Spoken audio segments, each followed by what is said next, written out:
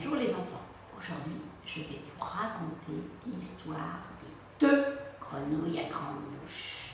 Je vous ai déjà raconté l'histoire de la grenouille à grande bouche, mais là, il y en a deux.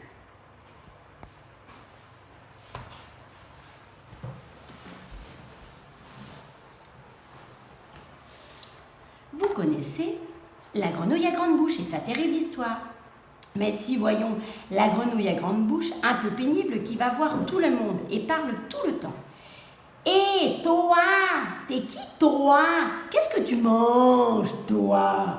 Et quand le crocodile dit « Des grenouilles à grande bouche », elle lui répond la bouche en cul de poule. T'en as pas vu par ici ?»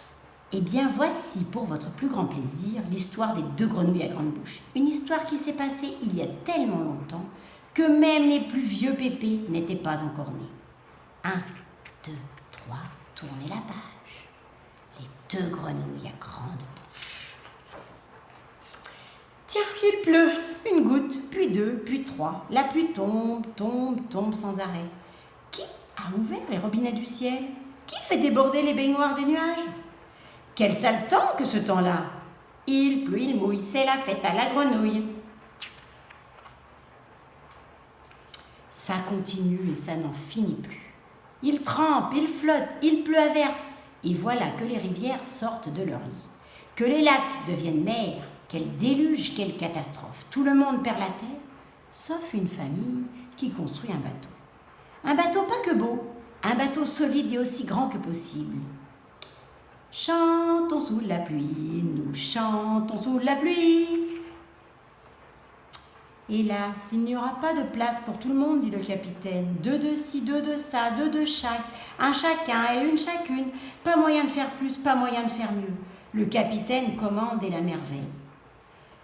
On fait entrer les beaux animaux, normal. On fait entrer les terribles, pas le choix. On fait entrer les pénibles, c'est ainsi.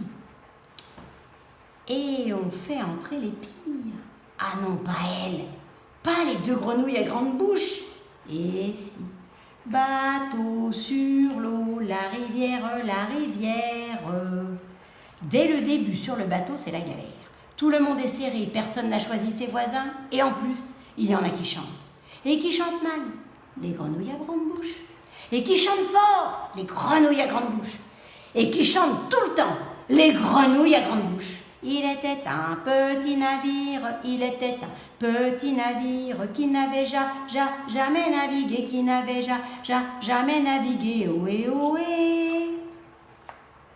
Les passagers commencent à parler. Moi, je crois que la pluie, c'est de leur faute à ces vilaines grenouilles. Tu crois? Mais si c'est elle.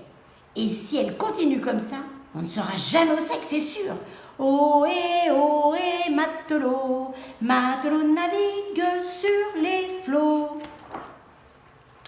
Cela fait 240 jours et 240 nuits que tout le monde est enfermé sur le bateau. Autour de l'eau, rien que de l'eau, beaucoup trop d'eau. Les passagers ont de plus en plus de mal à supporter. Les hiboux font passer des nuits blanches à ceux qui leur font passer des jours noirs. Les carnassiers donnent des angoisses aux herbivores. Et tout le monde se relaie pour surveiller les termites. Et si au moins les grenouilles à grande bouche pouvaient s'arrêter, juste 5 minutes, ce serait bien. Mais non, pas du tout, elles continuent de chanter. Maman, les petits bateaux qui vont sur l'eau ont-ils des jambes? À la surface du pays des poissons, tout le monde divague. Il faut que ça s'arrête. Quand soudain on entend crier « Terre, terre !» Tout le monde accourt. On regarde à gauche, à droite, on regarde devant, on regarde derrière. Pas d'île, rien à voir, sauf les deux grenouilles à grande bouche qui rient et qui se marrent. C'est une blague. Les animaux regardent méchamment les deux grenouilles. Mais pas vrai, même pas rigolo. Ils retournent ruminer dans leur coin. Le monde s'occupe comme il peut. Jouer à saute-mouton, c'est pas la joie. Il n'y en a que deux. Jouer à chat-perché, c'est pas marrant. Et ils dorment tout le temps. Jouer au loup, oula, il faudrait être fou. C'est long, trop long, quand soudain, terre, terre! Tout le monde accourt et regarde à bâbord et regarde à tribord. Et regarde vers la proue et regarde vers la poupe. Il n'y a toujours rien à voir. Sauf les deux grenouilles à grande bouche qui se gondolent et qui rigolent. C'est une blague, c'est une blague. Maintenant vous arrêtez les batraciens, dit le capitaine. Sinon la prochaine fois ça va chauffer. Vous avez ma parole. D'accord, répondent les grenouilles en chœur. Les passagers ont à peine le temps de se calmer que l'on entend à nouveau « Terre, terre !» Les grenouilles ont osé recommencer. C'est une blague. Ce coup-ci, c'est la goutte d'eau qui fait déborder le vase. Et l'eau ras-le-bol. Le capitaine s'avance, il a l'air terrible. Les grenouilles, on vous a prévenu. Je sais ce qu'il me reste à faire, je n'ai pas le choix. Les grenouilles deviennent vert pâle. Quoi, quoi ? Pour que la terre ressorte la tête de l'eau, on va faire un sacrifice. Tous les animaux sourient et chantent en chœur. On va faire un sacrifice, on va faire un sacrifice. Quoi ? Quoi ? Oui, continue le capitaine en sortant son sabre d'abordage. J'en suis sûre maintenant, c'est ça qu'il faut faire. On va zigouiller quelqu'un. Quelqu'un de vert, quelqu'un qui a une grande bouche. Et pour être sûr, on va liquider la paire. C'est moche pour le crocodile. En entendant ça, les crocodiles sursautent et se mettent à pleurer. Heureusement, à ce moment-là, on a entendu la vigie crier « Terre! La terre a refait surface !» Et cette fois-ci, c'était vrai. Tout le monde allait enfin pouvoir descendre du bateau et retrouver sa place sur la terre. Depuis, les crocodiles ont les nerfs fragiles et pleurent pour un rien, c'est bien connu. Ils ont aussi gardé une dent contre les grenouilles à grande bouche. Maintenant, vous savez pourquoi.